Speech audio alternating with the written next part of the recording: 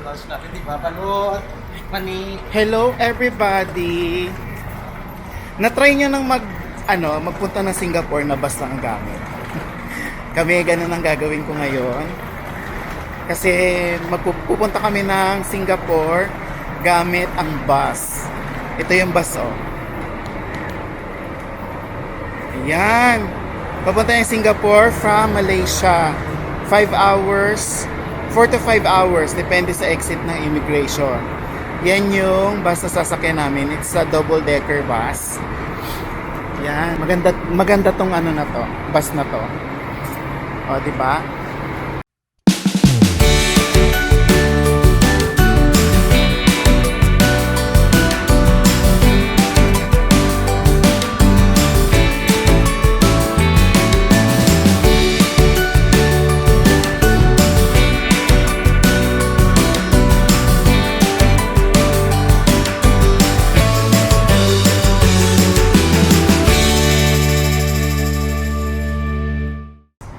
Ha? Yan na yun. O, yan yung bus, o. Di ba ang ganda?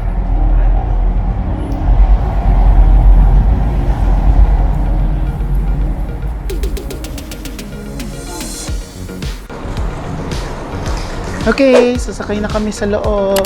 Lalagay muna namin yung bag dito sa boot. Trunk pala.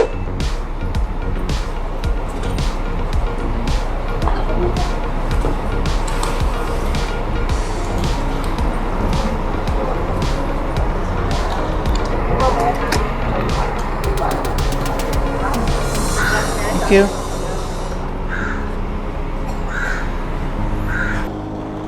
Yan.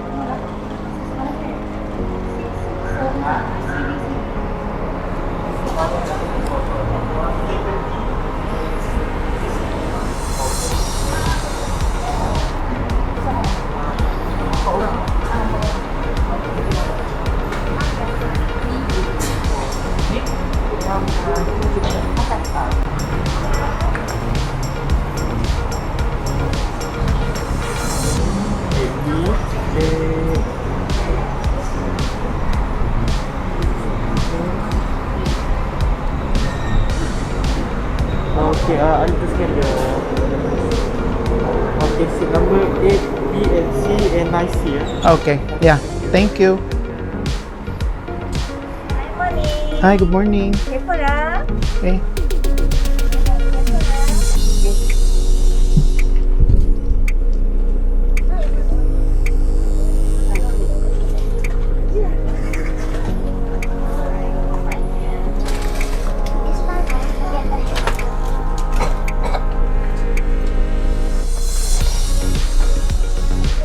Ani, ay, baby, ani ka ba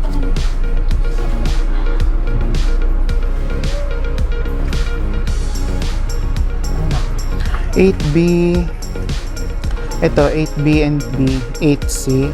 Tapos isang 9C. Dito na ako. Yes, dito na ako.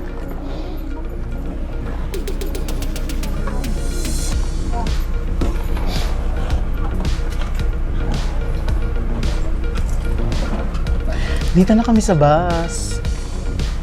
Ang ganda ng loob ng bus. Nasa second floor kami. Ayan, tapos paalis na kami. Later, papakita ko sa inyo kung magkano yung bus papunta ng Singapore. And kung bakit ganun yung presyo niya, malalaman nyo later. So, alis na muna kami. I'll see you later sa Singapore.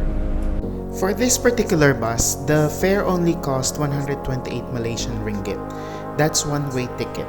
So in conversion, that's about 1,300 plus in Philippine peso. Maraming bus options na pwede mo sakyan that's cheaper. It so happened that this bus is near to my location.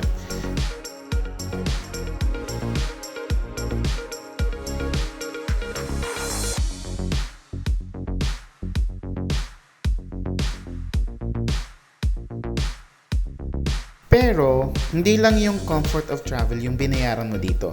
Dahil for this price point, may kasama na yung complimentary food, hot beverages, at saka water. Tapos may pakumot pa si Mayor all throughout your trip. In addition, may infotainment system every seat. So sulit talaga ang 4 to 5 hours experience of travel from Kuala Lumpur to Singapore. You can check their website for advanced booking or you can walk into the terminal, pero hindi guaranteed kung makakakuha ka ng seat if you are traveling the next day.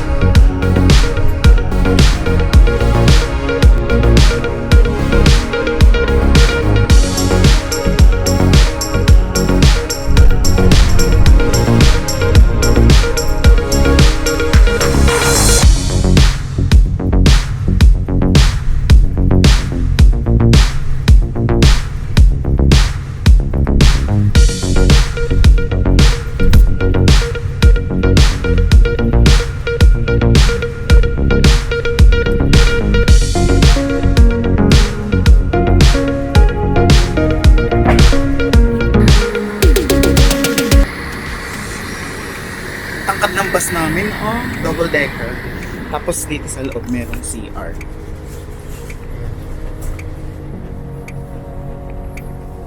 Ay, wala na yung van. Ayan, ito yung baba. Ayan. Andun yung CR. Tapos pataas. Paakyat dito.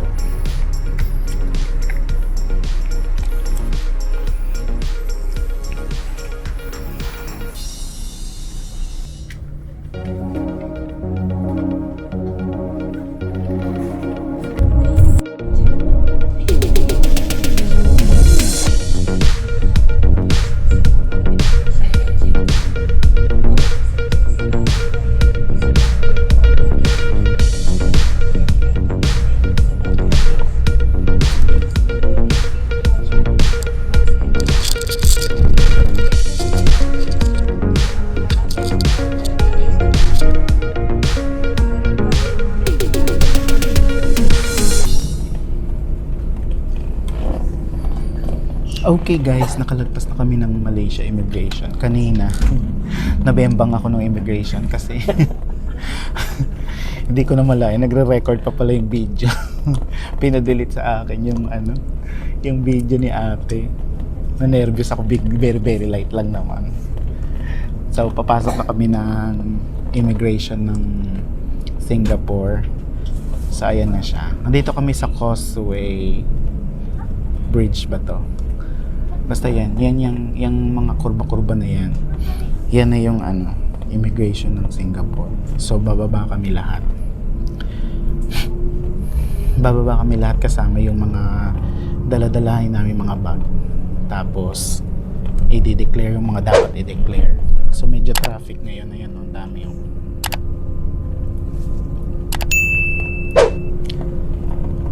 alam ko naman na bawal talaga mag-video sa immigration. Sorry. Hindi ko talaga na malaya. Nag-record pa siya. Tapos pumapasok na pala ako dun sa pintuan.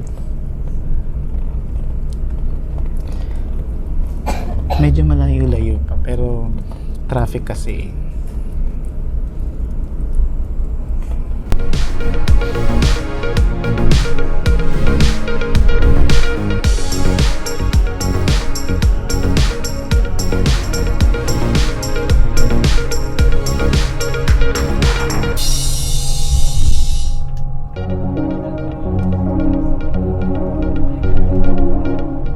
Welcome to Singapore! Ang daming nangyari hindi maganda. Sa totoo lang. So, kakababa lang namin ng bus. Nandito kami sa Harbor Front kasi dito yung terminal station ng bus. Ayan, oh. Yes! Oh, di ba?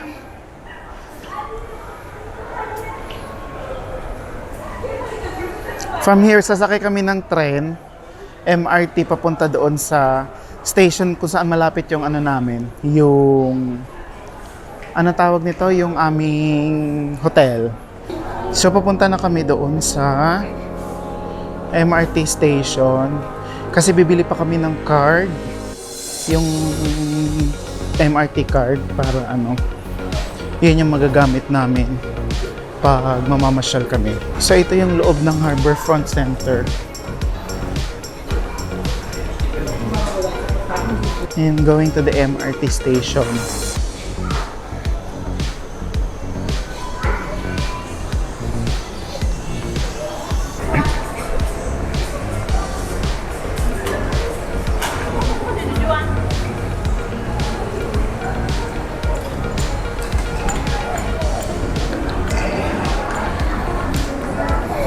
Harbor Front Station. Yan. So dito kami sasakay papunta doon sa aming sa malapit na hotel namin.